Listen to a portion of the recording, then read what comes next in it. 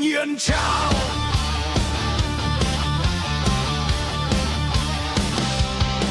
Đà lộ thiên dấu thời gian, kiệt tác lớn bàn tay thiên đàng.